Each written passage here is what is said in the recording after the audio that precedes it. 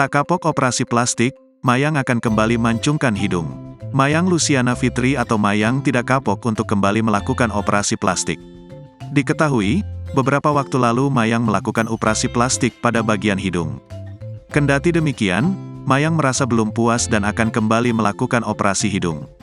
Dikutip dari YouTube Sambal Lalap, Sabtu, tanggal 18 Februari tahun 2023, Mayang akan kembali operasi beberapa bulan ke depan. Ini hidung kemarin udah operasi, nanti nextnya kemungkinan mau potong cuping di sini. Itu kurang lebih 2 bulanan lagi sih, 2-3 bulan lagi.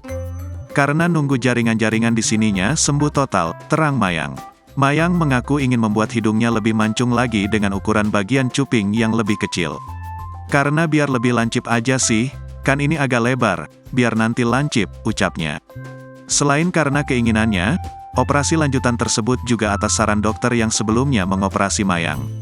Akunya sendiri juga mau dan dokter kemarin yang nanganin operasi aku juga, ini nanti dipotong aja cupingnya supaya nanti lebih bagus dan lancip bebernya.